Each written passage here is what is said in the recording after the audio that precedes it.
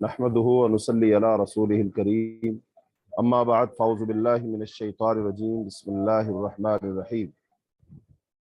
دورہ قرآن سے آج ہمارے سبق کا آغاز ہوتا ہے سورۃ الانبیاء سے۔ تو سورۃ الانبیاء اس سورت کے نام سے ہی واضح ہے کہ اس سورت کے اندر انبیاء کا تذکرہ ہے، ایک دو کا نہیں بلکہ کئی سارے انبیاء کا تذکرہ ہے۔ اسی مناسبت سے اس سورت کا نام رکھا گیا سورہ انبیاء، یعنی وہ سورت جس میں کافی سارے نبیوں کا تذکرہ ہے۔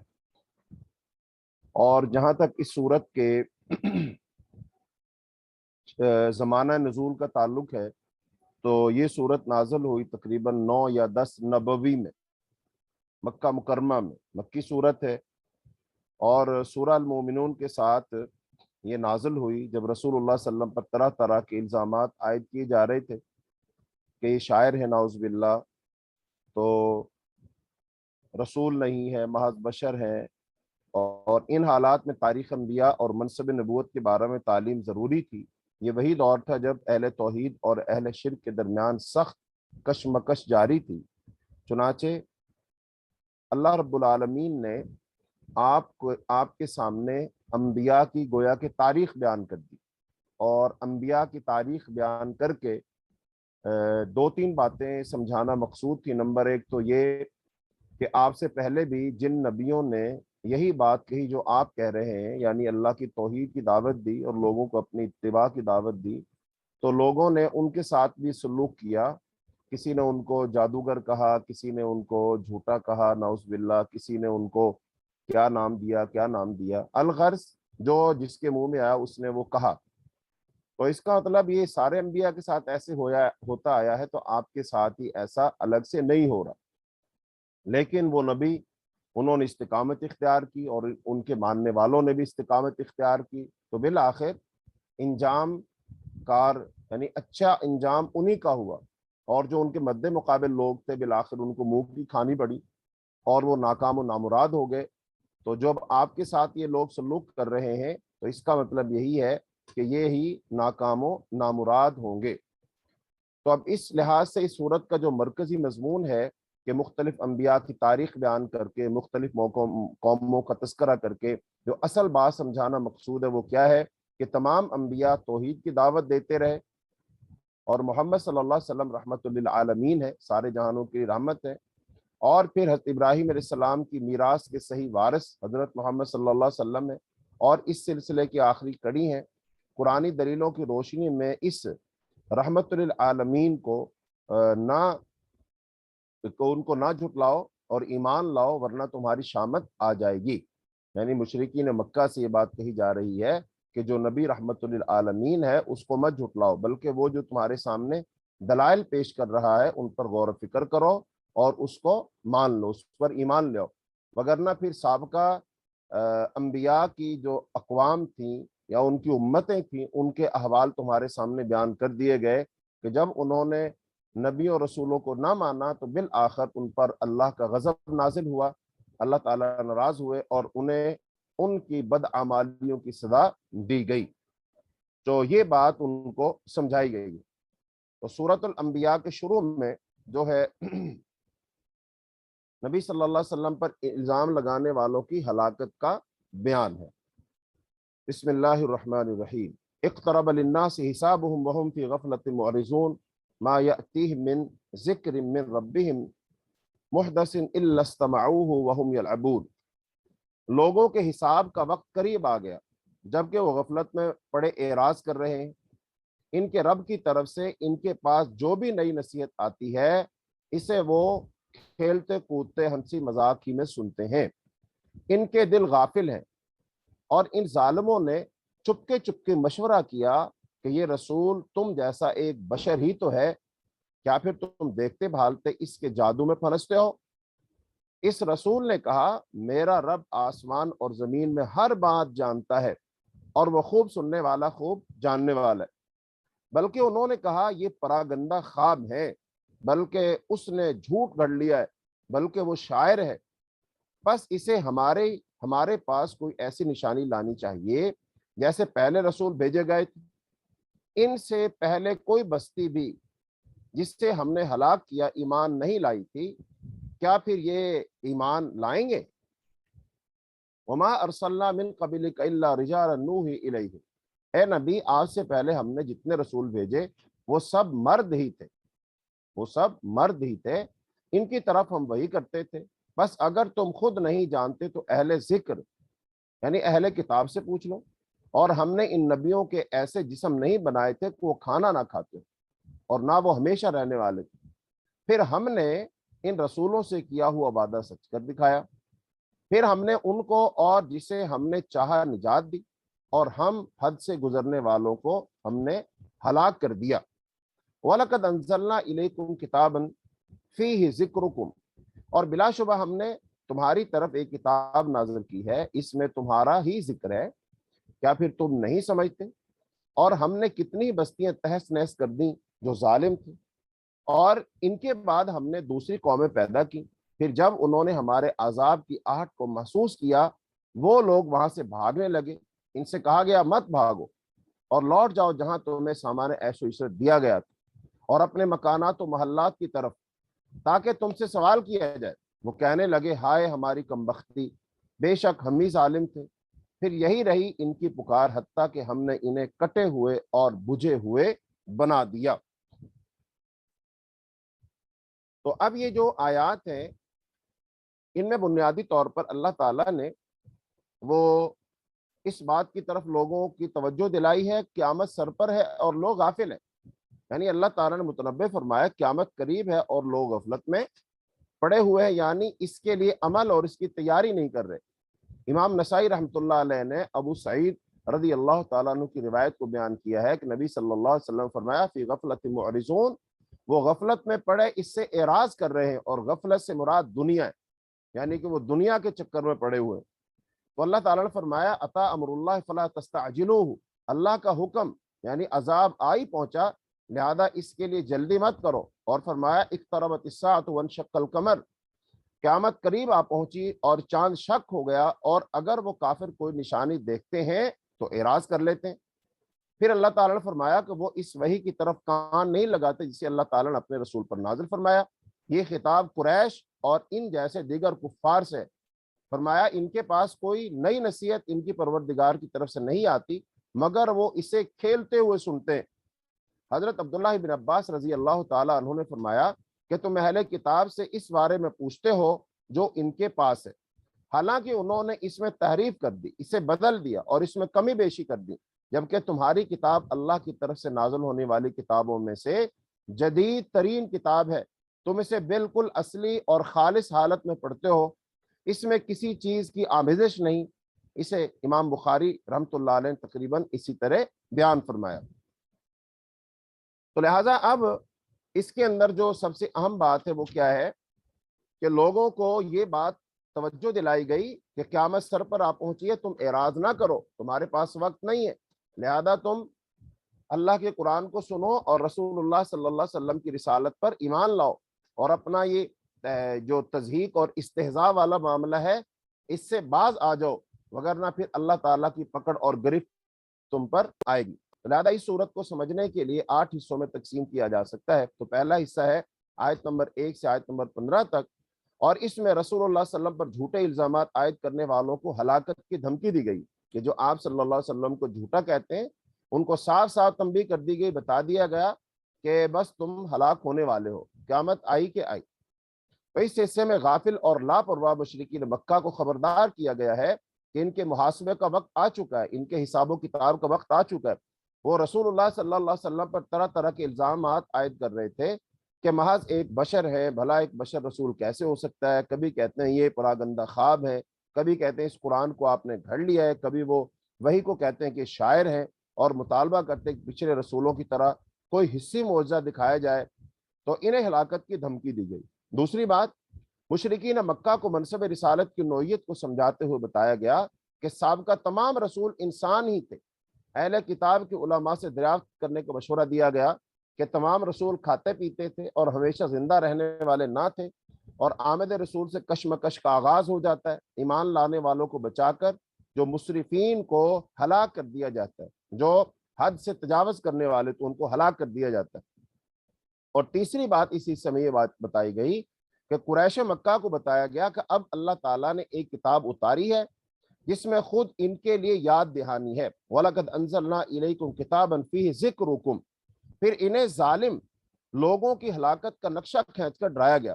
تو اس آیت سے معلوم ہوا قرآن کا موضوع انسان ہے، انسان کی ہدایت ہے اور انسان کے لیے نصیحت ہے اس میں، اور اس کو اس رستے کی طرف رہنمائی کرنا ہے قرآن کے ذریعے سے کہ جس کے ذریعے سے یہ جس رستے پر چل کر یہ اپنے ابدی گھر یعنی جنت میں پہنچ جائے، کہ جو انسان کا وہ ابدی ٹھکانہ ہے جہاں پر آدم علیہ السلام کو اللہ پاک نے بنانے کے بعد رکھا تھا۔ تو لہذا جو شخص قرآن پر عمل کرے گا تو لہذا وہ اس رستے کی رہنمائی حاصل کر لے گا، اس رستے پر چل پڑے گا اور بالآخر وہ اپنے ابدی گھر جنت میں داخل ہو جائے گا، اور یہی سب سے بڑی کامیابی ہے، جیسا کہ قرآن پاک میں اللہ نے فرمایا فَمَنْ زُحْزِحَ عَنِ النَّارِ وَأُدْخِلَ الْجَنَّةَ فَقَدْ فَازَ۔ جو جہنم سے بچا لیا گیا اور جنت میں داخل کر دیا گیا وہ کامیاب ہے۔ دوسرے حصے میں توحید کا اس بات اور شرک کی تردید کی گئی ہے، وہی مسئلہ کہ قرآن پاک میں مختصراً اگر ہم کہیں تو کس بات کو سمجھایا گیا ہے، وہ اللہ کی توحید کو اور رسول کی رسالت کو، کہ اللہ تعالیٰ کی توحید کو تسلیم کر لو اور رسول کی رسالت کو تسلیم کر لو۔ جب ان دو چیزوں کو تم تسلیم کر لو گے تو تم کامیابی کے رستے پر چل پڑو گے، اور بالآخر پھر اللہ پر ایمان اور رسول پر ایمان جو لے آئے گا، پھر اللہ کی طرف سے جو ہدایت آئیں گی اور رسول اللہ صلی اللہ علیہ وسلم کی طرف سے ہدایت آئیں گی، لوگ ان پر چلتے جائیں گے اور آہستہ آہستہ وہ ان دنیا کے جھمیلوں سے نکل کر، شیطان کے شکنجوں سے نکل کر، شرک اور بدعات کی گمراہیوں سے نکل کر وہ صراط مستقیم پر گامزن ہو جائیں گے۔ تو آیت نمبر 16 سے آیت نمبر 29 میں تو توحید کا اس بات اور شرک کی تردید کی گئی ہے۔ تو اس حصے میں بتایا گیا کہ تخلیق کائنات کا ایک مقصد ہے، اسے کھیل تماشے کے طور پر نہیں بنایا گیا، بلکہ اللہ تعالیٰ حق کو باطل پر دے مارے گا، حق کو باطل پر دے مارے گا، باطل مٹ جائے گا، دنیا کو کھیل تماشا سمجھنے والوں کے لیے تباہی ہے۔ اور پھر دوسری بات یہ سمجھائی گئی کہ فرشتوں کو خدا کی بیٹیاں سمجھنے والے اللہ سے غلط باتیں منسوب کرتے ہیں۔ زمین اور آسمانوں کے فرشتے اور اللہ کے مقرب فرشتے دم لیے بغیر اللہ کی بے عیبی کا اعتراف کرتے ہوئے اس کی عبادت سے وہ نہیں تھکتے، ہمیشہ اللہ کی عبادت میں لگے رہتے ہیں۔ اور زمین کو سیراب کرنے والے زمین کو سیراب کرنے والے خدا الگ نہیں ہے، یعنی کہ جو بارشیں برساتے زمین کو سیراب کرتے ہیں وہ الگ نہیں ہے، بلکہ اللہ تو ایک ہی ہے، وہ اکیلا اللہ ہی ساری کائنات کا نظام چلا رہا ہے۔ پھر اس کے بعد توحید کی عقلی دلیلیں پیش کی گئی اور فرمایا گیا اگر زمین کے خدا الگ ہوتے اور آسمان کے خدا الگ ہوتے تو زمین اور آسمان دونوں کا نظام درہم برہم ہو جاتا۔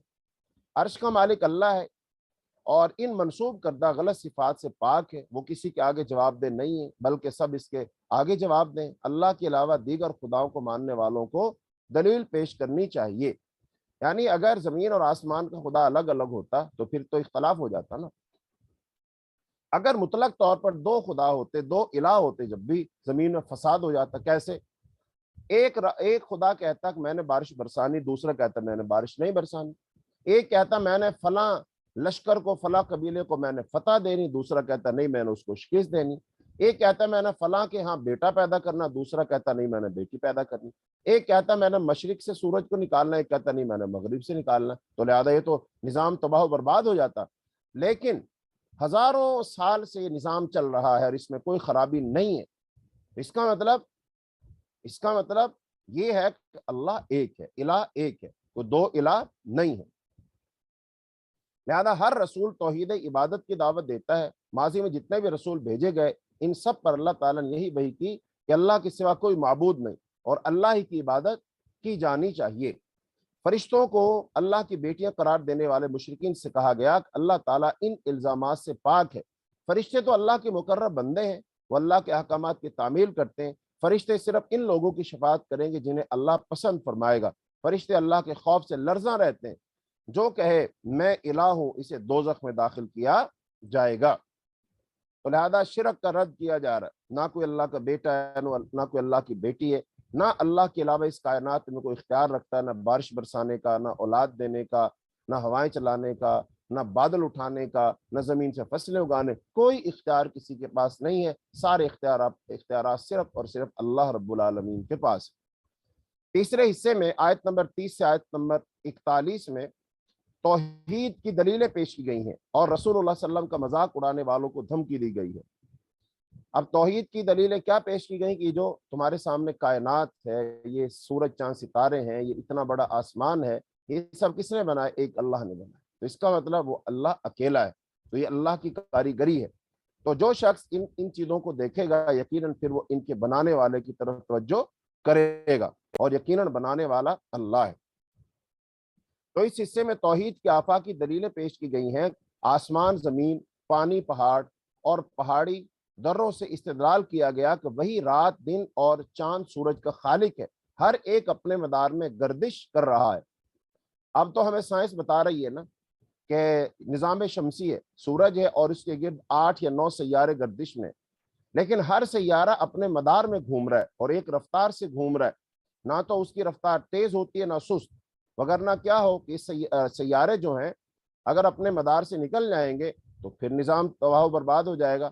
اگر ان کی رفتار کم یا تیز ہو جائے گی، آپس میں ٹکرا جائیں گے تو تب بھی نظام درہم برہم ہو جائے گا، لیکن یہ نظام درہم برہم نہیں ہو رہا۔ اس کا مطلب کوئی ذات ہے جو ہر ایک چیز کو منظم طریقے سے اور ٹھیک اندازے کے مطابق چلا رہی، اور وہی اللہ ہے۔ رسولوں کے بارے میں وضاحت کی گئی کہ انہیں لافانی زندگی عطا نہیں کی گئی، ہر انسان کو موت کا مزہ چکھنا ہے، انسان کو خیر اور شر کے امتحان سے آزمایا جا رہا ہے، اور موت کے بعد اللہ کے ہاں واپسی ہوگی۔ اب بعض لوگوں کا جو نظریہ تھا کہ رسول جو ہوتے ہیں ان کے اختیارات لامتناہی ہوتے ہیں، اور پھر رسول جو ہوتے ہیں وہ انسان نہیں ہوتے، تو یہ باتیں اس وقت کے لوگوں نے بھی کہی، لہذا ان کی تردید کی گئی کہ رسول جو ہیں وہ انسان ہی ہے، بشر ہی ہیں، لیکن اللہ ان کی طرف وہی نازل کرتا ہے، پھر اللہ پاک نے ان کی بھی ایک عمر رکھی ہے، وقت آنے پر وہ فوت ہو جائیں گے، دنیا سے چلے جائیں گے، لہذا رسولوں کو انسان ہی سمجھو، اور جو تم یہ دعویٰ کرتے ہو کہ رسول انسان نہیں ہو سکتے تو تمہارا یہ دعویٰ غلط ہے۔ اس کے بعد مشرکین پر فرد جرم عائد کی گئی کہ وہ رسول اللہ صلی اللہ علیہ وسلم کو دیکھ کر مذاق اڑاتے اور طنز کرتے کہ آپ ان کے معبودوں کو برا بھلا کہتے ہیں، اور خود ان کا یہ حال ہے، خدا رحمان کے ذکر کا انکار کرتے ہیں، اور پھر منکرین قیامت اس کا وقت پوچھتے ہیں قیامت کب آئے گی۔ کاش انہیں معلوم ہوتا کہ یہ دوزخ کی آگ سے نہ اپنے چہروں کو بچا سکیں گے اور نہ اپنی پیٹھوں کو، ان کی مدد کہیں سے نہ ہوگی، قیامت کی آفت اچانک آئے گی اور انہیں حیران کر دے گی، یہ نہ تو اسے رد کر سکیں گے نہ انہیں مزید مہلت ملے گی۔ رسول کریم صلی اللہ علیہ وسلم کو تسلی دی گئی کہ پچھلے رسولوں کو مذاق اڑایا جاتا رہا، پھر وہ مذاق اڑانے والے عذاب میں گر گئے۔ یعنی سمجھانا یہ مقصود ہے کہ یہ لوگ نبی صلی اللہ علیہ وسلم سے کہتے تھے جاؤ ہم تمہیں نہیں مانتے، تمہاری یہ بات بھی نہیں مانی، یہ بات بھی نہیں مانی، اور پھر ہم تمہارا انکار کر رہے ہیں، اور تم کہتے ہو ہم ہلاک ہو جائیں گے، تباہ ہو جائیں گے، تو پھر لے آؤ نا وہ ہلاکت ہم پر، لے آؤ وہ قیامت جس سے تم ہمیں ڈراتے رہتے ہو۔ تو اللہ پاک نے ان کا جواب دیا ہے کہ کوئی بات نہیں، اللہ پاک نے ہر چیز کا ایک وقت مقرر کیا ہے، اللہ وقت سے پہلے کچھ نہیں کرے گا، یہ اللہ کی مرضی ہے، اللہ کا اپنا قاعدہ ہے، یہ اللہ نے خود طے کیا ہے، وگرنہ جب قیامت آئے گی تو اتنی اچانک آئے گی کہ تم ایک تو اس کو جب دیکھو گے گھبرا اٹھو گے، لیکن تم اسے رد نہیں کر سکو گے، اور پھر تم اسی قیامت کی ہلاکت خیزیوں میں خود ہلاک ہو جاؤ گے، اور تمہیں کوئی بچا نہیں سکے گا، کوئی مددگار نہیں ہوگا تمہارا۔ لہذا جو تم مذاق اڑاتے ہو، تم سے پہلے مذاق اڑانے والے بہت سارے لوگ گزرے، لیکن ان کے مذاق نے ہی انہیں تباہ و برباد کر دیا۔ لہذا مشرکین مکہ جلدی مت مچاؤ، ایک وقت آئے گا کہ جب اللہ کی طرف سے پکڑ تم پر آ کر رہے گی۔ پھر اس کے بعد چوتھے حصے میں آیت نمبر 42 سے آیت نمبر 47 میں مشرکین کے خود ساختہ خداؤں کی بے بسی بیان کر کے انہیں تنبیہ کی گئی ہے کہ ان کے دن گنے جا چکے ہیں، اب تمہارا اقتدار ختم ہونے والا ہے، اور مسلمانوں کو اللہ تعالیٰ اس زمین پر اقتدار دے گا، عزت دے گا، حکمرانی دے گا، غلبہ دے گا، اور تم ان کے سامنے اپنے سر جھکاؤ گے، اور مسلمان سر اٹھا کے جئیں گے اللہ کی رحمت سے۔ تو اس حصے مشرکین مکہ سے مجادلہ ہے، جھگڑا ہے، ان سے سوال کیا گیا کون سا خدا اللہ کی گرفت سے تمہاری حفاظت کرے گا؟ کیا کوئی دوسرا خدا ان کو بچا سکتا ہے؟ وہ تو خود اپنی مدد کی استطاعت بھی نہیں رکھتے۔ مشرکین مکہ پر فرد جرم عائد کی گئی کہ یہ موروثی اور خاندانی عمارت پر نازاں ہیں، لیکن اب اسلام پھیل رہا ہے اور مشرکین کے لیے زمین تنگ ہوتی جا رہی ہے، یہ بہت دیر تک غالب نہیں رہ سکتے، مسلمانوں کو اقتدار حاصل آخر ہونا ہے، چونکہ اگر مسلمانوں کو اقتدار ایک دفعہ بھی حاصل نہیں ہوگا تو ظاہری بات ہے دنیا کے بڑے بڑے کافر مسلمانوں کو منہ چڑھاتے رہیں گے اور وہ کہتے رہیں گے جس غلبے کی تم بات کرتے تھے کہاں ہے وہ غلبہ؟ اس کا مطلب تم کل بھی جھوٹے تھے، آج بھی جھوٹے۔ لہذا اللہ پاک نے مسلمانوں کو غالب کیا اور کفر اور شرک کی کمر توڑی، اور سارے سارے بڑے کفر کے جو امام تھے، سرغنے تھے، وہ مسلمانوں کے سامنے ذلیل و رسوا ہوئے۔ انہوں نے جزیہ اور ٹیکس دیا، مسلمانوں کے رحم و کرم پر جیے، مسلمانوں کی انہوں نے غلبے کو تسلیم کیا، اور ساری دنیا نے پھر دیکھ لیا کہ واقعی مسلمانوں کے ساتھ اللہ کی مدد تھی، اسی لیے وہ غالب آ گئے۔ لہذا رسول اللہ صلی اللہ علیہ وسلم پر وحی کے ذریعے سے لوگوں کو خبردار کر رہے ہیں، رسول اللہ صلی اللہ علیہ وسلم لوگوں کو خبردار کر رہے ہیں وحی کے ذریعے، انما انذرکم بالوحی، لیکن بہرے اس پکار کو کیسے سن سکتے ہیں؟ وہ پچھتائیں گے، قیامت کے دن عدل ہوگا، رائے کے برابر عمل بھی لا کر دکھایا جائے گا، اور محاسبے کے لیے اللہ تعالیٰ کافی ہے۔ اس کے بعد 5ویں حصے میں آیت نمبر 48 سے آیت نمبر 49 میں یہ بات ثابت کی گئی کہ تورات اور قرآن دونوں کتابوں کی تعلیمات کی روشنی میں عقیدہ توحید اور عقیدہ آخرت اختیار کر لینا چاہیے۔ یعنی اگر تم چلو قرآن کو نہیں مانتے، لیکن چلو اس سے پہلے جو کتب نازل ہو ان کو ہی مانتے ہو، تو لہذا ان کتابوں میں بھی آخرت کا تذکرہ ہے، حساب و کتاب کا تذکرہ ہے، لہذا ان کو ہی مان لو۔ جس بھی کتاب کو تم مانتے ہو مانو، جب تم اس کتاب کو مانو گے تو تمہیں آخرت پر یقین لانا ہی پڑے گا، تمہیں آخرت کو ماننا ہی پڑے گا۔ تو لہذا ان کتابوں کی تعلیمات میں بھی یہی بات کہی گئی۔ تو لہذا اس حصے میں بتایا گیا کہ پہلے حضرت موسیٰ پھر حضرت ہارون کو فرقان، تورات اور روشنی اور یاد دہانی سے نوازا گیا، اور اب ایک بابرکت ذکر قرآن محمد صلی اللہ علیہ وسلم پر نازل کیا گیا۔ تو کیا مشرکین مکہ اس کا انکار کریں گے؟ تقوی رکھنے والے لوگ تو اللہ رکھنے والے تو اللہ غیب اور قیامت پر ایمان لا کر اللہ سے ڈرتے ہیں، اور خوف قیامت سے وہ ہمیشہ ڈرے اور لرزاں رہتے ہیں۔ اس کے بعد چھٹے حصے میں آیت نمبر 50 سے آیت نمبر 93 تک کئی انبیاء کا ذکر کر کے ان کے کردار اور ان کی دعوت پر روشنی ڈالی گئی۔ مثلا حضرت ابراہیم علیہ السلام کی توحیدی خدمات، اور اس حصے کی 24 آیات آیت نمبر 50 سے آیت نمبر 73 تک میں مشرکین کے جد امجد حضرت ابراہیم علیہ السلام کے عقیدہ توحید کا ذکر تفصیل سے کیا گیا۔ عقیدہ توحید کے سلسلے میں انہوں نے اپنے والد اور اپنی قوم سے مناظرہ کیا، جو باپ دادا کی اندھی تقلید میں مبتلا تھے، عقلی دلیلیں پیش کی، خود غور و فکر سے کام لیا اور دوسروں کو غور و فکر کی دعوت دی۔ ان سے پوچھا کیا تم اللہ کو چھوڑ کر ایسی ہستیوں کی عبادت کرنا چاہتے ہو جو فائدہ اور نقصان کے اختیار نہیں رکھتی؟ عظیمت اور جرت سے کام لیا، بتوں کو پاش پاش کر دیا، چنانچہ آگ میں جھونکے گئے، اللہ نے انہیں بچا لیا۔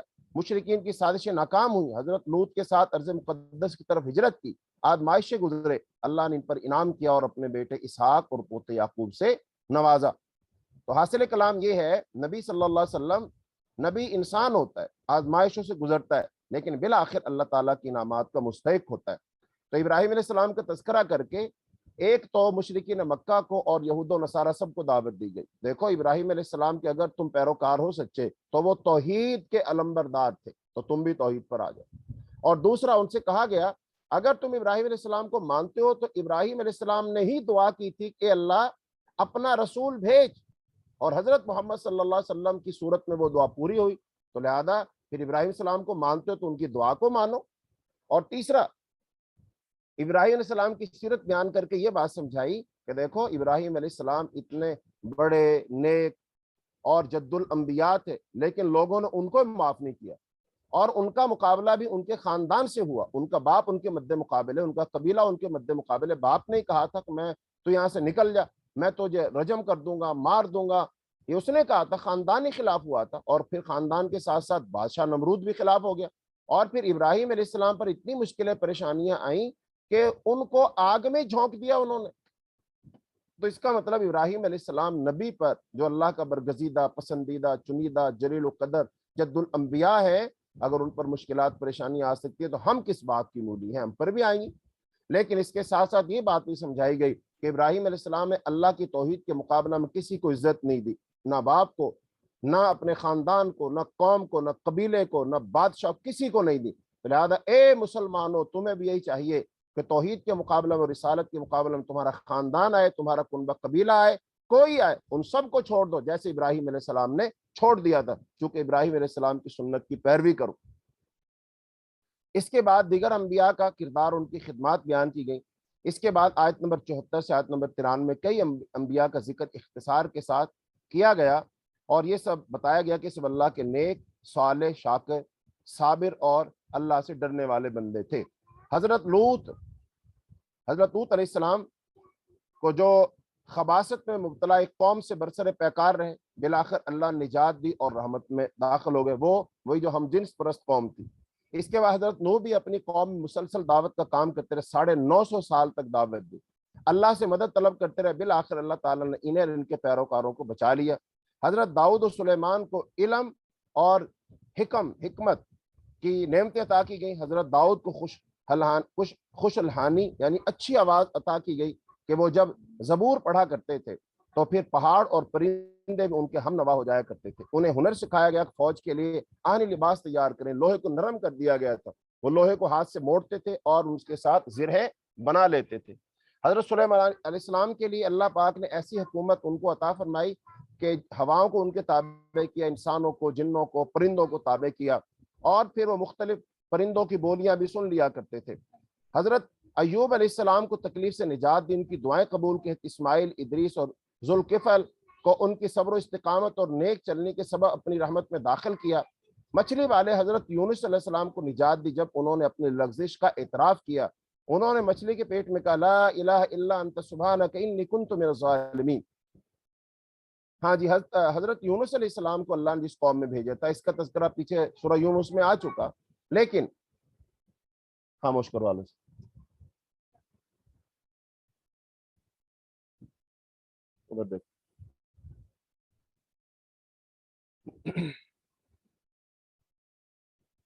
جی، حضرت یونس علیہ السلام جس قوم میں تھے تو حضرت یونس علیہ السلام نے اس قوم میں دعوت دی، قوم نہیں مانی۔ حضرت یونس علیہ السلام نے خود فیصلہ کیا کہ میں اس علاقے کو چھوڑ کر کسی دوسری علاقے میں چلا جاتا ہوں اور وہاں جا کر دین کی تبلیغ کرتا ہوں۔ لہذا انہوں نے اپنی مرضی سے، اپنی چاہت سے ایسا ارادہ کر کے علاقہ چھوڑ کر وہ جانے لگے۔ اب جب جانے لگے تو رستے میں ایک دریا تھا، اب جو دریا ہے تو اب ظاہر بات ہے کشتی میں بیٹھے، جب کشتی میں بیٹھے تو کشتی ہچکولے کھانے لگی، ڈوبنے لگی، تو وہاں پر اللہ نے کہا بھی ایسے لگتا ہے کوئی شخص اپنے مالک سے بھاگ کر آیا ہوا شخص ہے، یعنی غلام ہے کوئی ایسا۔ تو لہٰذا انہوں نے کہا قرآن اندازی کر لو۔ اب قرآن اندازی کی گئی تو حضرت یونس علیہ السلام کا نام نکلا، بار بار نکلا۔ اب اس سے پہلے کشتی ڈوب جاتی، یونس علیہ السلام نے خود چھلانگ لگا دی، ادھر سے اللہ نے حکم دیا مچھلی کو، مچھلی پانی کی سطح پر آئی اور ان کو اپنے منہ میں لے لیا، نگل لیا، اور پیٹ میں اس کو نگل کر وہ سمندر کی تہوں میں چلی گئی۔ وہاں پر حضرت یونس علیہ السلام نے اللہ سے اپنی معذرت کی، اعتراف کیا لغزش کا، اور یہ پڑھا لا الہ الا انت سبحانک انی کنت من الظالمین، اللہ تیرے سوا کوئی معبود نہیں، تو پاک ہے اور بے شک میں ظالموں میں سے۔ تو اللہ پاک نے فرمایا اگر مچھلی کے پیٹ میں وہ یہ نہ کہتا تو وہ قیامت تک مچھلی کے پیٹ میں ہی رہتا۔ اچھا، اس میں دو تین باتیں جو سمجھنے والی۔ نمبر ایک، نبی جو ہوتا ہے نا، وہ اللہ کی مرضی اور حکم کے بغیر ہجرت بھی نہیں کر سکتا۔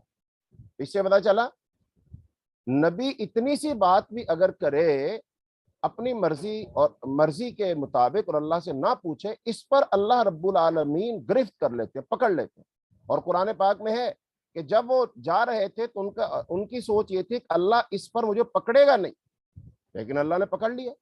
اس کا مطلب اتنی سی بات پر اللہ تعالیٰ نبی کا مواخذہ کر لیتا ہے، اور پھر مچھلی کے پیٹ میں چلے گئے اور وہاں انہوں نے اعتراف کیا۔ تو کیا بات سمجھائی جا رہی ہے کہ نبی تو نبی ہوتا ہے نا، ہم جیسے لوگ، ہماری حیثیت کیا ہے؟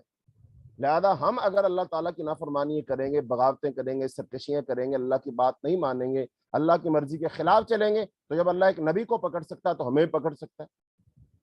تو اس کا مطلب ہم پر بھی بہت ساری پریشانیاں، تکلیفیں، مصیبتیں آ سکتی ہیں۔ ہم بھی جیسے یونس علیہ السلام مچھلی کے پیٹ میں رہے، ہم ان پریشانیوں، مصیبتوں، تکلیفوں کے حصار میں رہیں گے، اس کے مصیبتوں کے پیٹ میں جئیں گے ہم بھی۔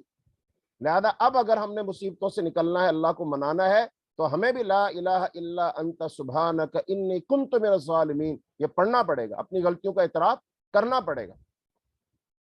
تو اس سے پتہ ہی چلا کہ ہمیں بھی اللہ تعالیٰ کی اطاعت، فرما برداری اور بندگی کرنی چاہیے۔ حضرت زکریا علیہ السلام کی دعا قبول فرما کر بڑھاپے میں حضرت یحییٰ جیسا بیٹا عطا فرمایا۔ ان سب کا اللہ سے مضبوط تعلق تھا، یہ سب بزرگ شوق اور خوف کے ملے جلے جذبات اور خشوع کے ساتھ اللہ تعالیٰ سے دعائیں مانگا کرتے تھے۔ پھر اللہ تعالیٰ مریم جیسی پاک دامن خاتون کو حضرت عیسیٰ علیہ السلام جیسا بیٹا عطا فرمایا۔ تو لہذا خلاصہ یہ نکلا کہ تمام پیغمبر بشر ہوتے ہیں، خدا نہیں ہوتے، لغزشوں پر توبہ اور استغفار کرتے ہیں، صابر و شاکر ہوتے ہیں، توحید کی دعوت کو عام کرنے کے لیے جرت اور عزیمت سے کام لیتے ہوئے قوم کی مخالفتوں کا سامنا کرتے ہیں۔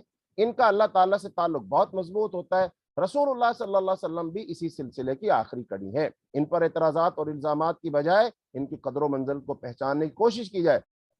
تو اس حصے کے آخر میں بتایا گیا کہ ان تمام انبیاء کی ایک ہی امت، ان ہذہ امتکم امۃ واحدہ، اور ان سب کا خدا بھی اللہ ایک ہی ہے اور اسی کی عبادت کی جانی چاہیے، لیکن بعد میں لوگوں نے دین کے ٹکڑے ٹکڑے کر دیے۔ جو شخص ایمان کے ساتھ نیک کوششیں کرے گا اس کی محنت بیکار نہیں جائے گی۔ اس کے بعد 7ویں حصے میں آیت نمبر 94 سے آیت نمبر 106 میں اہل توحید اور اہل شرک کا انجام مختلف ہوگا، ایک جیسا نہیں ہوگا، یہ بات بتائی گی۔ تو اہل شرک کا انجام کیا ہوگا؟ جو شرک کرتے ہیں اللہ کی ذات میں، صفات کے تقاضوں میں، اللہ کے علاوہ کسی اور سے مدد مانگتے ہیں، کسی اور سے امید لگاتے ہیں، کسی اور کا خوف کھاتے ہیں، کسی اور کو مصیبت پریشانی میں پکارتے ہیں۔ تو لہذا ایسے لوگوں کا انجام کیا ہوگا کہ ضدی لوگ عذاب الہی سے پہلے رجوع نہیں کرتے۔ قیامت سے پہلے یاجوج ماجوج کو کھول دیا جائے گا، قیامت کا وقت قریب آ گیا ہے، کافر اس وقت پچھتائیں گے۔ مشرکین سے کہا گیا کہ وہ بھی اور ان کے بت بھی اور ان کے وہ لیڈر بھی جو خدائی میں شریک ہونا چاہتے ہیں، یعنی دوزخ کا ایندھن بنیں گے، دوزخ میں وہ اس طرح چلائیں گے کوئی فریاد نہیں سنے گا۔ یہ تو ہو گیا اہل شرک کا انجام۔ اور اہل توحید کا انجام، یہ نیک لوگ دوزخ سے دور رکھے جائیں گے، اس کی آہٹ بھی نہیں سنیں گے، دل پسند عیش پسند زندگی میں ہوں گے، ان پر گھبراہٹ طاری نہ ہوگی، فرشتے ان کا خیر مقدم کریں گے۔ قیامت کی عقلی دلیلیں پیش کی گی، جس نے تخلیق کا آغاز کیا تھا وہی اللہ اس کا اعادہ کرے گا، دوبارہ لوٹا دے گا، دنیا کو ختم کر دے گا، تو قیامت قائم ہو کر رہے گی۔ فرمایا اللہ تعالیٰ نے کما بدأنا اول خلق نعیدہ۔ اور اس کے بعد آخری اور 8ویں حصے میں آیت نمبر 107 سے آیت نمبر 112 میں رسول اللہ صلی اللہ علیہ وسلم کو ساری کائنات کے لیے رحمت قرار دے کر آپ پر ایمان لانے کی دعوت دی گئی۔ مسلمانوں کو اقتدار حاصل ہوگا، اللہ تعالیٰ مسلمانوں کو حکومت اقتدار عطا فرمائے گا۔ تو آخری سے مسلمانوں کو خوشخبری سنائی گئی کہ انہیں زمین میں اقتدار حاصل ہوگا۔ یہ بشارت زبور میں بھی لکھی گئی تھی، ان الارض یرثھا عبادی الصالحون، کہ ہم اپنی زمین کا وارث بنائیں گے اپنے صالح بندوں کو۔ لہذا جو شرک کرتا ہے وہ صالح نہیں رہتا۔ مشرکین مکہ کو سمجھایا گیا کہ اخری پیغمبر حضرت محمد صلی اللہ علیہ وسلم قدر پہچانے، آپ سلسلہ رسالت کی آخری کڑی ہیں اور تمام اہل عالم کے رحمت بنا کر بھیجے گئے۔ وما ارسلناک الا رحمۃ للعالمین۔ آخری پیغمبر کے بعد قیامت ہی کا انتظار کیا جا سکتا ہے۔ ہو سکتا ہے یہ لوگوں کے لیے ایک آزمائش ہو یا پھر فائدہ اٹھانے کے لیے ایک مہلت ہو۔ ساری دنیا سے مطالبہ کیا گیا کہ وہ اسلام قبول کرنے کے لیے تیار ہو جائے۔ فہل انتم مسلمون، کیا تم مسلمان ہو؟ تو آخری آیت توحید اور شرک کی کشمکش کے ماحول میں رسول اللہ صلی اللہ علیہ وسلم کی دعا نقل کی گئی، اے میرے رب حق کے ساتھ فیصلہ کر دے، مشرکین مکہ کے خود ساختہ شرک پر ہم اپنے رحمان رب ہی سے مدد طلب کرتے ہیں۔ رب احکم بالحق وربنا الرحمن المستعان علی ما تصفون۔ اس کے بعد ہے سورہ حج۔ تو سورہ حج اپنے زمانہ نزول کے اعتبار سے دیکھا جائے تو اس کے اندر ملی جلی آیات ہیں، کچھ مکی ہیں کچھ مدنی ہیں، تو بہرحال یہ امتزاج ہے۔ تو اب اس چیز کا اس صورت کا جو مرکزی مضمون ہے اس میں کیا ہے کہ مشرکین مکہ خلاف فرد جرم اور ان کے خلاف جہاد و قتال کے جواز کے دلائل، یعنی سورہ حج میں باقاعدہ طور پر مسلمانوں کو جہاد کرنے کی اجازت دی جا رہی ہے، باقاعدہ طور پر جہاد کرنے کی اجازت دی جا رہی۔ اب ظاہر بات ہے مسلمان کس کے خلاف جہاد کریں گے؟ اول نمبر تو جہاد کریں گے مشرکین مکہ کے خلاف، اور اس کے ساتھ ساتھ وہ یہودی ہوں یا نصارہ ہوں ان سب سے جہاد کیا جائے گا۔ اور پھر اس میں مسلمانوں کو اطاعت، عبادت، دعوت و تبلیغ، جہاد و قتال اور اسلامی حکومت کے قیام کے مقاصد کو یاد رکھنے کی ہدایت کی گئی، یعنی کہ ایک مسلمان کو اپنے سامنے اپنا ہدف رکھنا چاہیے کہ میری زندگی کا مقصد کیا ہے، میرے مسلمان ہونے کا مقصد کیا ہے، ایمان لانے کا مقصد کیا ہے، اللہ نے قرآن پاک کو کیوں نازل کیا ہے، رسول اللہ صلی اللہ علیہ وسلم کی بعثت کا مقصد کیا ہے۔ لہذا وہ ان تمام مقاصد کو سامنے رکھے گا اور جو چیز بھی ان مقاصد کے آڑے آئے گی وہ ان چیزوں کو چھوڑ دے گا۔ یعنی انسان ظاہری بات ہے دنیا کو دیکھتا ہے، مال و دولت کو دیکھتا ہے، گھر مکانوں کو دیکھتا ہے، لوگوں کے عیش و آرام کی زندگیوں کو دیکھتا ہے، دل تو چاہتا ہے کہ وہ بھی سب کچھ بنائے، لیکن ایک طرف جب ان کاموں کی طرف پڑے گا تو اس کو دین کا کام چھوڑنا پڑے گا۔ اب دین کا کام چھوڑے گا تو اس کا مطلب ان مقاصد کو چھوڑے گا، اور جو اپنے مقاصد کو بھول جائے گا وہ شخص راہ راست سے ہٹ جائے گا، اور جو راہ راست سے شخص ہٹ جائے گا ظاہر بات ہے اللہ اس سے ناراض ہو جائے گا، اور جس سے اللہ ناراض ہو جائے گا پھر اللہ تعالیٰ اس کو سزا دے گا۔ تو لہذا مسلمانوں کو تلقین کی گئی کہ تم نے ہر صورت اپنے مقصد کو نہیں بھولنا، کسی صورت بھی۔ تو لہذا اس صورت کے اندر مسلمانوں کو یہ نصیحتیں فرمائی گئیں کہ تم نے اپنا مقصد جو ہے وہ ہمیشہ اپنی نظروں کے سامنے رکھنا ہے اور دین کے غلبے کے لیے کام کرنا۔ لہذا اس صورت کو سمجھنے کے لیے ہم 6 حصوں میں تقسیم کر سکتے ہیں۔ تو پہلا حصہ آیت نمبر 1 سے 24 تک، اس میں منکرین توحید و قیامت کو آخرت سے، منکرین توحید و قیامت اور آخرت سے مجادلہ ہے۔ جو آخرت کے، قیامت کے اور توحید کے منکر ہیں ان سے کیا ہے؟ مجادلہ ہے، کہ وہ بلا دلیل بحث و تکرار میں مبتلا ہے، ان کے پاس کوئی دلیل نہیں ہے لیکن وہ ضد اور ہٹ دھرمی اور حسد کی بنیاد پر مسلمانوں سے جھگڑ رہے، لہذا ان کو جھگڑنا نہیں چاہیے۔ ان کو قیامت کے زلزلے سے، قیامت سے آگاہ کیا گیا، قیامت سے ڈرایا گیا کہ قیامت کیسی ہوگی، قیامت کیسے آئے گی۔ تو اس چیز کا تذکرہ سورہ حج کے شروع میں کیا گیا، اور پھر ساتھ ساتھ انسان کی تخلیق پر بات کی گئی ہے۔ فرمایا اللہ تعالیٰ نے بسم اللہ الرحمن الرحیم، یا ایھا الناس، اے لوگو اللہ سے ڈر جاؤ، اپنے رب سے ڈر جاؤ، یا ایھا الناس اتقوا ربکم ان زلزلۃ الساعۃ شیء عظیم، اے لوگو اپنے رب سے ڈرو، بے شک قیامت کا زلزلہ بہت بڑی ہولناک چیز ہے۔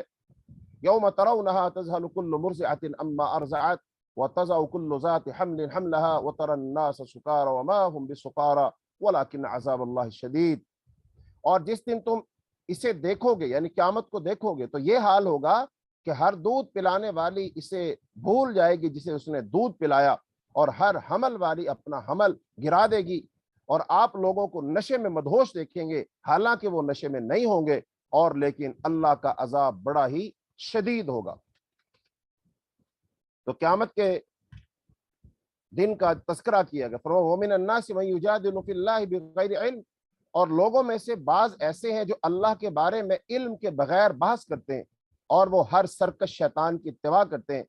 اس کی بابت لکھ دیا گیا کہ بے شک جو کوئی اس سے دوستی کرے گا وہ یقیناً اسے گمراہ کرے گا، یعنی شیطان، اور اس کی دوزخ کے عذاب کی طرف رہنمائی کرے گا۔ یا ایھا الناس ان کنتم فی ریب من البعث، اے لوگو اگر تم دوبارہ جی اٹھنے کے متعلق شک میں ہو تو تمہیں علم ہونا چاہیے کہ بلا شبہ ہم نے ہی تمہیں مٹی سے پیدا کیا، پھر نطفے سے، پھر جمے ہوئے خون سے، پھر گوشت کے لوتھڑے سے، جو واضح شکل و صورت اور غیر واضح شکل و صورت والا ہوتا ہے، تاکہ ہم تمہارے لیے اپنی قدرت و حکمت واضح کریں، اور ہم جس نطفے کے متعلق چاہیں اسے مقررہ مدت تک رحموں میں ٹھہراتے ہیں، پھر تمہیں ایک بچے کی صورت میں نکالتے ہیں تاکہ تم اپنی جوانی کو پہنچو، اور تم میں سے کوئی فوت کر دیا جاتا ہے اور تم میں سے کوئی ناکارہ ترین عمر کی طرف لوٹایا جاتا ہے، یعنی بڑھاپے کی طرف، تاکہ وہ جاننے کے بعد کچھ بھی نہ جانے، اور آپ زمین بنجر اور خشک پڑی دیکھتے ہیں، پھر جب ہم نے اس پر پانی نازل کیا تو وہ لہلہا اٹھی اور پھولی، اور اس نے ہر طرح کی خوشنما نباتات نکالی۔ یہ سب کچھ اس لیے کہ بے شک اللہ ہی حق ہے، اور بے شک وہی مردوں کو زندہ کرتا ہے، اور بے شک وہ ہر چیز پر خوب قادر ہے، اور یہ کہ بلا شبہ قیامت آنے والی ہے اس میں کوئی شک نہیں ہے، اور بے شک اللہ ان کو اٹھائے گا جو قبروں میں پڑے ہیں۔ تو اللہ پاک نے قیامت کا تذکرہ کہ قیامت کس قدر ہولناک ہوگی تو اس کا تذکرہ کیا، پھر انسان کی تخلیق کا تذکرہ کیا کہ انسان کن کن مراحل سے گزرتا ہے، انسان کی تخلیق کون کرتا ہے، اور پھر اللہ پاک نے فرمایا کہ تمہیں اسی کی طرف لوٹایا جائے گا، تم نے بالآخر اللہ کے حضور جانا ہے، اللہ کے حضور تم نے پیش ہونا ہے۔ تو لہذا یہ قیامت کا جو تذکرہ ہے نا، قیامت کی یاد دہانی، قیامت کی تعلیم، قیامت کی تذکیر ہے ہی ایسی چیز کہ انسان کو ہلا کے رکھ دیتی ہے، انسان کو جھنجھوڑتی ہے، اور انسان پھر اپنے نامہ اعمال پر غور و فکر کرتا ہے، شب و روز پر غور و فکر کرتا ہے، اور بالآخر اس کے پاس کوئی چارہ نہیں ہوتا ماں سوائے اس کے کو اللہ کی طرف لوٹ آئے، اللہ کی طرف رجوع کر لے، اللہ کے سامنے جھک جائے، اللہ کی اطاعت اور فرما برداری کرے۔ لہذا اس صورت کو سمجھنے کے لیے ہم 6 حصوں میں تقسیم کر سکتے ہیں۔ تو پہلا حصہ آیت نمبر 1 سے آیت نمبر 24 تک، اس میں منکرین توحید و قیامت و آخرت سے مجادلہ ہے اور بلا دلیل بحث و تکرار میں وہ مبتلا تھے۔ تو سب سے پہلے جو مناظر قیامت کی ہولناکی سے قریش مکہ کو ڈرایا گیا، مشرکین کسی علم اور دلیل کے بغیر ہر سرکش شیطان، کل شیطان مرید کی پیروی کر رہے ہیں اور اللہ کے معاملے میں فضول بحث و تکرار اور مجادلہ میں گرفتار۔ نمبر 2، وہ منکرین آخرت آخرت کا انکار کرتے ہیں اور دلائل تخلیق اور دلائل خزاں و بہار کے ذریعے ان پر اتمام حجت کی گئی کہ وہ تکبر کر رہے ہیں اور ہدایت اور کتاب مونر اور پختہ علم کے بغیر وہ بحث مباحثہ اور تکرار کر رہے ہیں، لہذا ان کو ایسا نہیں کرنا چاہیے۔ ان کو یہ بات سمجھائی گئی۔ اور اس کے ساتھ ساتھ مشرکین کنارے کنارے رہتے ہیں کہ اللہ کی جزوی عبادت کرتے ہیں اور اللہ اور ان کے رفیق بدترین سرپرست اور بدترین ساتھی ہیں، ان کے خدا اور ان کے رفیق، یعنی کہ جن کو وہ خدا مانتے ہیں، جو الہ مانتے ہیں، وہ ان کے بدترین ساتھی ہیں۔ لہذا یہ کائنات پر غور و فکر کر کے آفاقی دلیلوں سے شرک کا رد اور توحید کا اثبات کیا گیا ہے، اور دو مخالف گروہوں کا یعنی مشرکین مکہ اور مسلمانوں کا کردار بالکل الگ الگ اور ان کا انجام واضح کیا گیا۔ پھر اس کے بعد آیت نمبر 25 سے آیت نمبر 38 میں یہ واضح کیا گیا قریش نہیں بلکہ مسلمان خانہ کعبہ کے جائز متولی، یعنی کہ اب خانہ کعبہ کی متولیت یا خانہ کعبہ کی نگرانی یہ کس کو دی جائے گی؟ جو اس کے اصل حقدار ہے۔ لہٰذا جو مشرک ہے نا وہ اس کے حقدار نہیں ہے، اس کے حقدار صرف اور صرف کون ہے؟ مسلمان ہے جو توحید پرست ہے۔ اس سے پتہ چلا خانہ کعبہ دنیا کا مرکز ہے، سینٹر ہے، ناف ہے، تو لہذا دنیا کا جو مرکز ہے اس کا اقتدار کس کو دیا جا رہا ہے؟ جو توحید پرست ہے۔ تو اس کا مطلب وہی شخص، وہی قوم ساری دنیا میں حکمرانی کی حقدار ہے جو اللہ تعالیٰ کی توحید پر کاربند ہے۔ اور اگر ہم دیکھیں کہ مسلمان اس وقت دنیا کی حکمرانی، دنیا کی زمام کار ان کے ہاتھ میں نہیں ہے، دنیا کی باغ ڈور ان کے ہاتھ میں نہیں ہے، تو اس کا ایک سبب یہ ہے کہ ہم در حقیقت مجموعی طور پر توحید پر کاربند نہیں ہے۔ ہم نے اپنے اپنے نظریے کے مطابق توحید کو ڈھالا ہوا ہے، توحید کو سمجھا ہوا ہے، لیکن در حقیقت ہم پورے طریقے سے صحیح طریقے پر خالص توحید پر ہم وہ کاربند نہیں ہے۔ وگرنہ ایسے کیسے ہو سکتا ہے کہ اتنے سارے مسلمان توحید خالص پر کاربند ہوں اور کسی قسم کا شرک نہ کرتے ہوں، اور پھر وہ رسول اللہ صلی اللہ علیہ وسلم کامل اتباع کرتے ہوں، اور پھر وہ دنیا میں غالب نہ ہو، دنیا میں ذلیل و رسوا ہو؟ ایسا ناممکن ہے، ایسا ہو نہیں سکتا، کیونکہ تو اللہ نے وعدہ کیا ہوا ہے کہ میں اپنی زمین کا وارث ان لوگوں کو بناؤں گا جو صالح ہوں گے، اور صالح وہ ہوتا ہے کہ جو اللہ کے ساتھ شرک نہیں کرتا۔ لہذا دوسرے حصے میں آیت نمبر 25 سے 38 میں یہ واضح کیا گیا قریش جو خانہ کعبہ کے متولی نہیں رہ سکتے، اور مسجد حرام کے حقوق اور احکام حج کی تفصیل بیان کی گئی۔ قریش کی جو خائن اور بد عہدی اور ان کی ناشکری، یہ قیادت کے مقابلے میں مسلمانوں کی مدد کا وعدہ کیا گیا۔ اللہ تعالیٰ اب مسلمانوں کی مدد کرے گا، اور اس سے پہلے جو یہ مشرکین مکہ تھے اب اللہ ان کی مدد نہیں کرے گا۔ اور تیسرے حصے میں آیت نمبر 39 سے 41 میں اسلامی ریاست کی ذمہ داریاں بتا کر مظلوم مسلمانوں کو قتال کی اجازت دی گئی، مظلوم مسلمانوں کو دفاعی جہاد کی اجازت دی گئی، اللہ کے دین کی مدد کرنے والوں سے مدد اور نصرت کا وعدہ کیا گیا، اور جہاد کا مقصد اسلامی ریاست کا قیام ہے، اور اسلامی ریاست کے 4 اہم ترین بنیادی فرائض گنوائے گئے۔ نمبر 1 نماز کا قیام، نمبر 2 زکوٰۃ کا اہتمام، نمبر 3 امر بالمعروف، اور نمبر 4 نہی عن المنکر۔ یعنی اسلامی ریاست اگر قائم ہوتی ہے تو یہ 4 کام کرے گی۔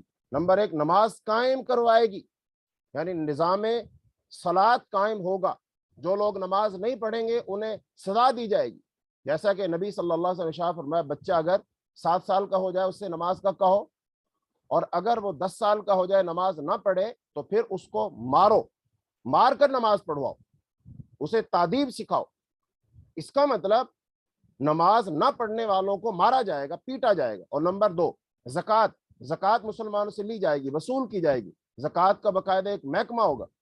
تو اسلام میں یہ ٹیکس وغیرہ نہیں ہوتے، اسلام کے اندر تو نظام زکوٰۃ ہے، بیت المال ہے، اور جو شخص زکوٰۃ نہیں دے گا اس کے خلاف جہاد کیا جائے گا، جیسا کہ حضرت ابوبکر صدیق رضی اللہ تعالیٰ عنہ نے کیا تھا۔ آپ صلی اللہ علیہ وسلم کی وفات کے بعد جو بہت بڑے فتنے پیدا ہوئے، ان میں سے ایک فتنہ مانعین زکوٰۃ کا تھا کہ لوگوں نے زکوٰۃ دینے سے انکار کر دیا۔ تو حضرت ابوبکر صدیق رضی اللہ تعالیٰ عنہ نے اعلان کر دیا کہ جو شخص اللہ کے رسول صلی اللہ علیہ وسلم کے زمانے میں ایک رسی بھی زکوٰۃ دیتا تھا اور اب اگر وہ زکوٰۃ نہیں دے گا تو میں اس کے خلاف اعلان جہاد کروں گا، میں اس کے خلاف قتال کروں گا۔ اس کا مطلب اسلامی حکومت نماز نہ پڑھنے والوں کو مار پیٹے گی، اور جو زکوٰۃ نہیں دیں گے ان کے خلاف جہاد کرے گی، اور امر بالمعروف اور نہی عن المنکر کے یہ شعبے کا تو 4 بنیادی کام کرے گی اسلامی ریاست، اور یہ اسلامی ریاست نے قائم کیے۔ نبی صلی اللہ علیہ وسلم نے بھی کام کیے، اور اس کے بعد خلفائے راشدین نے بھی کام کیے۔ اللہ تعالیٰ پھر سے اسلامی ریاست قائم فرمائے، اور پھر اس میں ان 4 کاموں کا ہمیں اہتمام کرنے کی اللہ توفیق عطا فرمائے۔ اس کے بعد چوتھا حصہ آیت نمبر 42 سے آیت نمبر 62 تک، اس میں تکذیب کرنے والی قوموں، جھٹلانے والی قوموں کی تاریخ بتا کر کافروں کو راہ راست یا مسلمانوں کے ذریعے بالواسطہ ہلاکت کی وہ دھمکی دی گئی ہے۔ یا تو اللہ پاک ان کافروں کو جو بات نہیں مان رہے براہ راست تباہ کر دے گا، جیسے پچھلی قوموں کو ہلاک کیا، جیسے حضرت نوح علیہ السلام کی قوم کو سیلاب کے ذریعے ہلاک کیا، موسیٰ علیہ السلام کو غرق کر کے کیا، اور پھر عاد اور سمود کی قوموں کو اللہ نے تباہ و برباد کیا۔ ایسے اللہ یا تو براہ راست تباہ کر دے گا، یا پھر اللہ نیک بندوں کے ہاتھوں ان کو سزا دلوا کر ان کا خاتمہ کر دے گا۔ تو اللہ تعالیٰ کے 2 قوانین کی وضاحت کی گئی۔ پہلا قانون یہ ہے کہ اللہ تعالیٰ ظالم قوموں کو مہلت دیتا ہے، عذاب کو مؤخر کرتا ہے، فوراً سزا نہیں دیتا۔ اس قانون کی وضاحت کے لیے املیتو، میں نے مہلت دی کا لفظ استعمال کیا گیا۔ اور دوسرا قانون یہ کہ مہلت کی مدت گزر جانے پر پکڑ لیتا ہے۔ اس قانون کی وضاحت کے لیے اخذتو، میں نے پکڑ لیا کا لفظ استعمال کیا گیا۔ اور پھر اس کے بعد ایمان لانے والوں سے مغفرت اور رزق کریم کا وعدہ، اور کافروں کو دوزخ کی وعید سنائی گئی ہے۔ اور ہجرت کے دوران میں شہید ہونے والے اور مرنے والوں کو رزق حسن کی خوشخبری دی گئی ہے۔ اور دلائل کے ذریعے مشرکین پر واضح کیا گیا کہ اللہ کے علاوہ یعنی دوسروں سے دعا کرنا باطل ہے، ان کو پکارنا باطل ہے، لہٰذا ان کو نہ پکارا جائے۔ 5ویں حصے آیت نمبر 63 سے آیت نمبر 76 میں وہ توحید کے دلائل دے کر کے واضح کیا گیا کہ خالق اور مخلوق برابر نہیں ہو سکتے۔ اللہ اور مخلوق یعنی اللہ تعالیٰ، اور پھر بھلے وہ فرشتے ہیں، جن ہیں، انبیاء ہیں، وہ اللہ کے برابر نہیں ہو سکتے۔ اللہ خالق ہے، باقی سب مخلوق ہے، تو خالق مخلوق برابر کیسے ہو سکتے ہیں؟ جبکہ مشرکین مکہ نے برابر کیا ہوا تھا، وہ اللہ کے برابر ان کو سمجھتے، جیسے اللہ کو عزت دیتے ان کو دیتے تھے، جیسے اللہ کو پکارتے تھے ویسے ان کو پکارتے تھے، تو انہوں نے تو برابر بنایا ہوا تھا۔ تو اللہ پاک نے فرمایا یہ برابر نہیں ہے اللہ کے۔ تو لہذا دلائل ربوبیت اور دلائل قدرت بیان کر کے آخر میں رسول اللہ صلی اللہ علیہ وسلم کو صرف اللہ تعالیٰ ہی سے دعا کرنے کا حکم دیا گیا۔ مشرکین پر واضح کیا گیا کہ من دون اللہ کی عبادت بلا دلیل ہے، ان کا انجام دوزخ ہے۔ عقیدہ توحید کی وضاحت اور شرک کا ابطال کر کے، اور ابطال شرک کے لیے ایک خوبصورت تمثیل بیان کی گئی۔ ایک مکھی کی مثال سے ثابت کیا گیا خالق اور مخلوق برابر نہیں ہو سکتے۔ انسان من دون اللہ یعنی کہ اللہ کے علاوہ یعنی دوسروں سے مانگ کر کوئی معمولی چیز بھی حاصل نہیں کر سکتا۔ طالب اور مطلوب یعنی جو مانگ رہا ہے اور جس سے مانگا جا رہا ہے دونوں ناتواں ہیں، کمزور ہیں، یعنی انسان بھی کمزور ہے اور جس سے مانگ رہا ہے وہ بھی۔ یعنی اللہ تعالیٰ نے مثال بیان کی، جن کو تم پکارتے ہو نا، یہ ایک مکھی نہیں بنا سکتے۔ اتنی حقیر سی چیز، چھوٹی سی چیز، جو ان کے نام کی تم بڑے مالا جپتے ہو اور جناب ان کے نام کی قربانی اور نظر نیاز دیتے ہو، یہ ایک مکھی نہیں بنا سکتے۔ اور بنانا تو دور کی بات ہے، اگر مکھی ان سے کوئی چیز چھین کر لے جائے اس کو واپس نہیں لے سکتے۔ تو جو اتنے کمزور ہیں کہ مکھی کے سامنے عاجز اور بے بس ہے، تم ان کو پکارتے ہو، ذرا عقل سے کام لو۔ تو یہ بات انہیں سمجھائی گئی۔ اس کے بعد چھٹے حصے میں آیت نمبر 77 سے 78 تک، اس میں مسلمانوں کے لیے 10 ہدایات کی گئیں، 10 نکاتی ہدایت نامہ بیان کیا گیا کہ رکوع، سجدہ، عبادت، افعال خیر، جہاد و قتال، دین ابراہیم کی پیروی، شہادت دین کی انجام دہی، اور نماز، اہتمام زکوٰۃ، اور اللہ کے ساتھ مضبوط تعلق کی بنیاد پر اجتماعیت کی تشکیل ہو۔ یعنی کہ معاشرہ بننا چاہیے ان بنیادوں پر، یہ 10 چیزیں اس کے اندر ہوں۔ پھر اس کے بعد امت مسلمہ کی فلاح کا دار و مدار صحیح عقیدے، صحیح عبادات اور اطاعت اور صحیح اجتماعی رویوں پر موقوف ہے۔ مسلمانوں کو اپنی تمام تر جسمانی، ذہنی، فکری، مالی، مادی اور روحانی صلاحیتوں کو شہادت دین کے لیے وقف کر دینا چاہیے۔ یعنی ہم تو مسلمان عام طور پر دین اسلام کو جز وقت، یعنی وقت کا کچھ حصہ دیتے ہیں، اور وہ بھی سارے نہیں دیتے۔ کتنے سارے لوگ ہیں جو دین کو آج تک انہوں نے اپنی زندگی میں سے کوئی حصہ نہیں دیا، اپنی اولاد میں سے حصہ نہیں دیا، اپنے مال میں سے حصہ نہیں دیا، اپنے وقت میں سے حصہ نہیں دیا۔ ایک بات میں آپ سب لوگوں سے کہنا چاہ رہا ہوں، اس کو نوٹ کیجئے گا، یا اپنے جو عزیز و اقارب ہیں ان کے گھر نوٹ کیجئے گا۔ مثلا کیا ہم سب کے گھروں میں قرآن پاک کی کوئی تفسیر موجود ہے؟ قرآن پاک کا ترجمہ و تفسیر موجود ہے سب کے گھر میں؟ بہت سارے گھر ہیں جو اس سے خالی ہے کہ ان کے گھر میں قرآن ترجمے والا قرآن ہی نہیں ہے، ایک تفسیر کی کتاب نہیں ہے۔ اور دوسری بات، کیا ہمارے گھروں میں رسول اللہ صلی اللہ علیہ وسلم کے فرامین پر مشتمل کوئی حدیث کی کتاب ہے؟ گھروں کے گھر خالی ہیں، حدیث کی کتاب نہیں ملتی۔ اور تیسری بات، کیا ہم سب کے گھروں میں رسول اللہ صلی اللہ علیہ وسلم کی سیرت کی ایک کتاب موجود ہے جس میں شروع سے لے کر آخر تک نبی صلی اللہ علیہ وسلم کی سیرت لکھی ہوئی؟ تو جب آپ اپنے آپ سے جواب لیں گے نا، تو مسلمانوں کے گھروں کے گھر، محلوں کے محلے خالی ہیں۔ اور ایک اور بات، کیا ہم نے آج تک نبی صلی اللہ علیہ وسلم کی سیرت کی کوئی ایک کتاب شروع سے آخر تک مکمل کوئی ایک کتاب پڑھی ہم نے آج تک؟ ہے افسوس کے ساتھ کہنا پڑتا ہے کہ نہیں پڑھی۔ نہ ہم نے قرآن مکمل ترجمے کے ساتھ پڑھا آج تک، نہ کوئی سیرت کی کتاب پڑھی آج تک، نہ کوئی حدیث کی کتاب پڑھی۔ اور خدا کے لیے میں اپنی تمام ماؤں سے، بہنوں سے، بیٹیوں سے گزارش کروں گا کہ جن کے گھروں میں تو یہ ہے، الحمدللہ کہیں، وہ اللہ کا شکر ادا کریں، اور جن کے پاس یہ نہیں ہے، خدا کے لیے وہ ایک ایک کتاب خرید لو۔ اتنے ہم پیسے کماتے ہیں، اتنے پیسے ہم خرچ کرتے ہیں، تو کیا ہم ایک قرآن کی تفسیر لانے کے لیے پیسے خرچ نہیں سکتے؟ ہم کو حدیث کی کتاب، صحیح بخاری، صحیح مسلم حدیث کی کتاب اپنے گھر میں لا کے نہیں رکھ سکتے؟ ہم سیرت کی کوئی کتاب اپنے گھر میں لا کے نہیں رکھ سکتے؟ تو بتائیے برکتیں کہاں سے آئیں گی؟ علم کہاں سے آئے گا؟ سیرت کہاں سیکھیں گے؟ تو اس لیے مسلمانوں کو چاہیے کہ وہ ان چیزوں سے رہنمائی لیں اور وقت دیں، اپنا مال خرچ کریں۔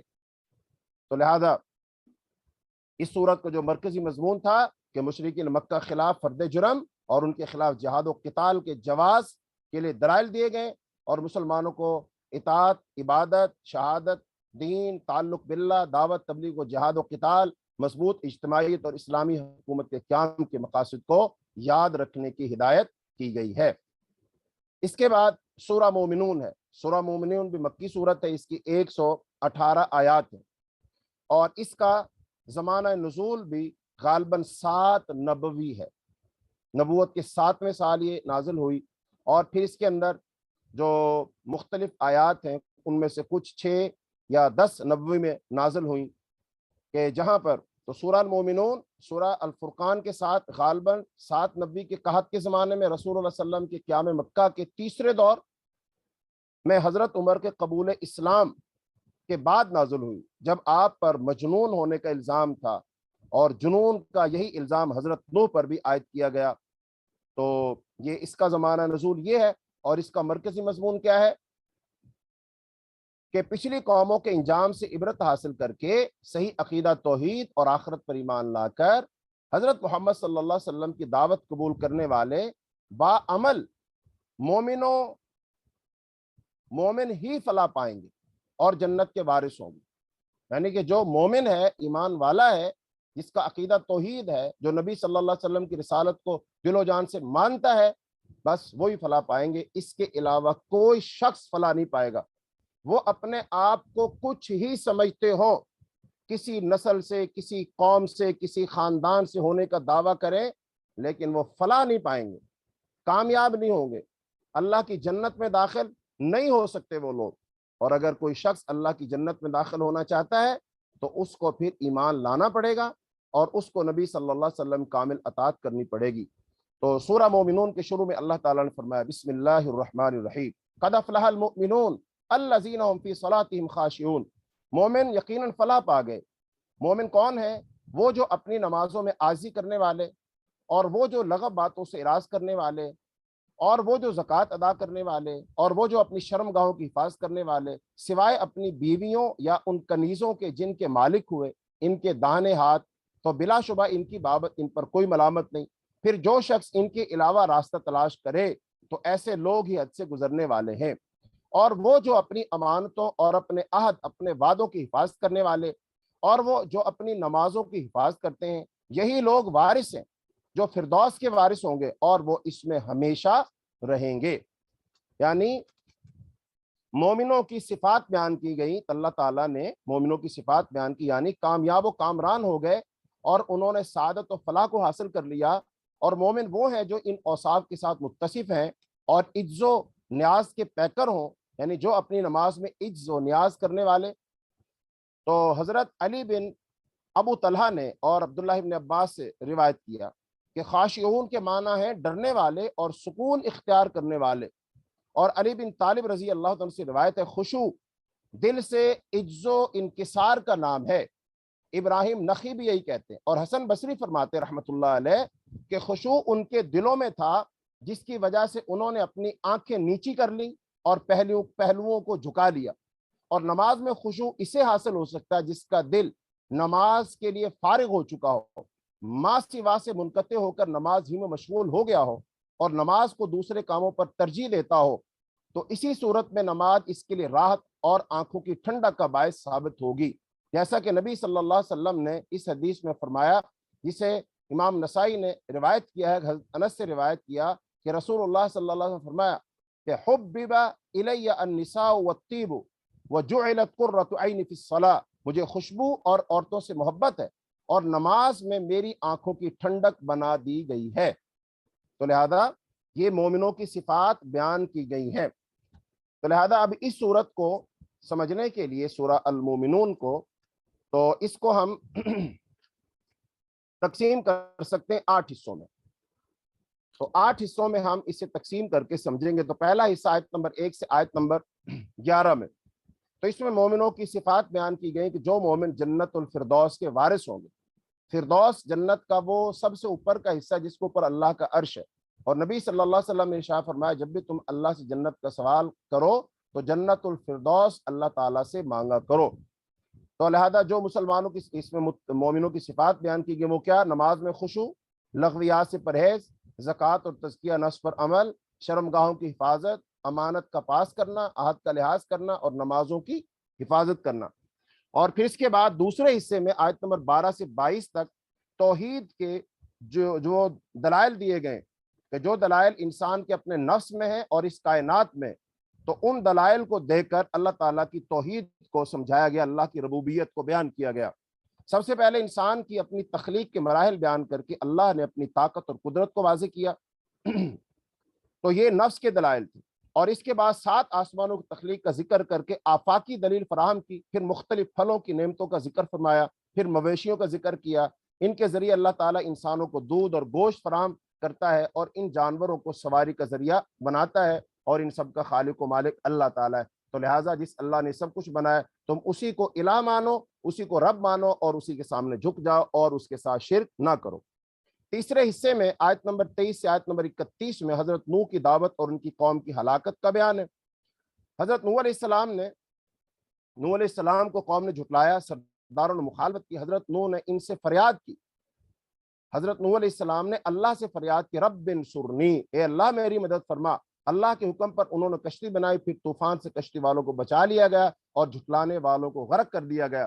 تو قوم نوح کی ہلاکت کے بعد اللہ تعالیٰ نے دوسری قوموں کو اٹھایا، تو قوم نوح کی ہلاکت کے انجام سے قریشی قیادت کو متنبع کیا گیا کہ دیکھو نوح علیہ السلام کی جو قوم تھی نا، اس کے سردار تھے، انہوں نے ایسے ہی حضرت نوح علیہ السلام کی بات کو نہیں مانا اور ان کا ٹھٹا مذاق اڑایا، خاص طور پر جب وہ کشتی بنا رہے تھے وہ کہتے تھے دیکھو نعوذ باللہ یہ تو پاگل ہی ہو گیا، دیکھو یہاں کون سا دریا ہے، یہاں کون سی نہریں ہیں، کون سا اتنا بارش اور سیلاب آ رہی کہ کشتیاں چلنے لگے۔ لیکن نوح علیہ السلام تو اللہ کا حکم مان رہے تھے نا، لہذا جب مسلمان اس کشتی میں سوار ہوئے باقی سب کے سب غرق ہو گئے۔ تو یہ بات سمجھائی جا رہی ہے کہ جو نبی کی ہدایات پر عمل کرے گا، بھلے عقل اس کا ساتھ دے نہ دے، حالات اس کے موافق ہو نہ ہو، زمینی حقائق کچھ اور کہہ رہے ہوں، لیکن اس کو چاہیے کہ وہ رسول کی بات مانے، نبی کی اطاعت کرے، اللہ کی اطاعت کرے، وہی شخص فلاح پائے گا۔ اور باقی لوگ جو اپنی عقل کے پیچھے چلتے ہیں وہ سب کے سب اللہ کی عذاب میں گرفتار ہو جائیں گے۔ چوتھے حصے میں آیت نمبر 32 سے آیت نمبر 44 میں حضرت نوح کے بعد کی قوموں کے حالات بیان کیے گئے کہ قوم نوح کے بعد اٹھائی جانے والی قومیں بھی آخرت کا انکار کرتی تھی، انہوں نے رسولوں کی بشریت پر اعتراض کر کے انہیں جھٹلایا۔ ان میں خالص دنیا دار، مادہ پرست داہریے بھی موجود تھے جو یقین کے ساتھ کہتے تھے کہ اللہ تعالیٰ ہرگز مردوں کو زندہ نہیں کرے گا۔ اللہ تعالیٰ نے پے در پہ رسول بھیجے، انکار اور تکذیب کی پاداش میں جنہوں نے رسولوں کو نہیں مانا ان کو بھی ہلاک کیا گیا۔ پھر ان کی ہلاکت کے بعد دوسری قومیں اٹھائی گئیں۔ آیت نمبر 45 سے آیت نمبر 69 میں پانچویں حصے میں نیک لوگوں اور بد کردار لوگوں کا موازنہ پیش کیا گیا کہ نیک لوگوں کا رویہ کیا ہوتا ہے اور جو بد کردار لوگ ہوتے ہیں، برے لوگ ہوتے ہیں، ان کا رویہ کیا ہوتا ہے۔ تو سب سے پہلے حضرت موسیٰ و ہارون کے مقابلے میں فرعون اور ان کے معاونین کا ذکر کیا گیا۔ پھر نہ صرف متکبر تھے بلکہ اپنی بڑائی کا اظہار کرتے تھے، دونوں پیغمبروں کے بارے میں انہوں نے تکبر سے کہا کہ ہم ان کی پیروی کیسے کر سکتے ہیں جبکہ ان کی قوم ہماری غلام ہے۔ پھر اس کے بعد حضرت عیسیٰ علیہ السلام کا ذکر کیا گیا اور بتایا گیا کہ تمام رسولوں کا ایک ہی خاندان ہے، وَإِنَّ هَٰذِهِ أُمَّتُكُمْ أُمَّةٌ وَاحِدَةٌ۔ پھر لوگوں نے فرقے بنا لیے اور ہر فرقہ اپنے آپ میں مگن ہو گیا۔ نیک لوگوں کے اوصاف بیان کر کے ان کا موازنہ بد کردار، مغرور، خوشحال لوگوں سے کیا گیا جو اللہ کے عذاب کے مستحق ہو جاتے ہیں۔ یعنی کہ سب کا دین تو پہلے ایک ہی تھا، اور وہ دین کیا تھا؟ توحید اور رسولوں کی اتباع اور اطاعت۔ لیکن بعد میں لوگوں نے توحید میں اختلاف کیا، اللہ کے ساتھ شرک کیا، لوگ فرقوں میں بٹ گئے، گروہوں میں بٹ گئے۔ جیسا کہ نبی صلی اللہ علیہ وسلم نے ارشاد فرمایا، افترقت الیہود 71 فرقۃ، یہودی جو تھے وہ 70 اور 71 فرقوں میں بٹے، اور جو نصارہ تھے وہ 72 فرقوں میں بٹے۔ آپ نے فرمایا ستفترق هذه الامہ 73 فرقہ، اور میری امت ان قریب 73 فرقوں میں بٹے گی، کلہم فی النار، 73 فرقوں میں سے 72 فرقے جہنم میں جائیں گے۔ یعنی رسول اللہ صلی اللہ علیہ وسلم کی امت کے 72 فرقے جہنم میں جائیں گے اور ایک فرقہ جائے گا جنت میں، اور اس کو کہتے ہیں فرقہ ناجیہ، یعنی نجات پانے والا فرقہ۔ تو صحابہ کرام نے جب یہ بات سنی تو فوراً کہا، من ہم یا رسول اللہ، اللہ کے رسول صلی اللہ علیہ وسلم وہ کون لوگ ہوں گے جو جنت میں جائیں گے؟ آپ نے فرمایا، ما انا علیہ و اصحابی، جو میرے طریقے پر چلیں گے اور میرے صحابہ کرام کے طریقے پر چلیں گے۔ لہذا نبی کا طریقہ کیا ہے؟ قرآن اور سنت، بس دو چیزیں، قرآن اور سنت۔ اور یہی نبی صلی اللہ علیہ وسلم نے ارشاد فرمایا کہ ترکت فیکم امرین لن تضلوا ما تمسکتم بہما، کتاب اللہ و سنت رسولی۔ اے لوگوں، میں تمہارے اندر دو چیزیں چھوڑ کر جا رہا ہوں، جب تک ان کو مضبوطی سے پکڑے رکھو گے گمراہ نہیں ہوگے۔ ایک قرآن اور دوسرے تمہارا نبی کی سنت۔ اور ایک حدیث میں نبی صلی اللہ علیہ وسلم فرمایا تھا، من یعیش منکم، جو شخص زندہ رہے گا، من بعدی، میرے بعد، فسیرا اختلافا کثیرا، تو بہت سارے اختلاف دیکھے گا۔ تو فرمایا ان اختلافات کو جو دیکھے وہ مضبوطی کے ساتھ کس کو پکڑ لے؟ میری سنت کو اور خلفائے راشدین کے طریقے کو پکڑ لے۔ تو اس کا مطلب ہر دور میں وہی لوگ فلاح پائیں گے جو نبیوں کے راستے پر چلیں گے، ان کے طریقے پر چلیں گے۔ چھٹے حصے میں آیت نمبر 70 سے آیت نمبر 77 میں رسول اللہ صلی اللہ علیہ وسلم پر اعتراضات کا جواب دیا گیا اور مشرکین مکہ کو دعوت اسلام دی گئی۔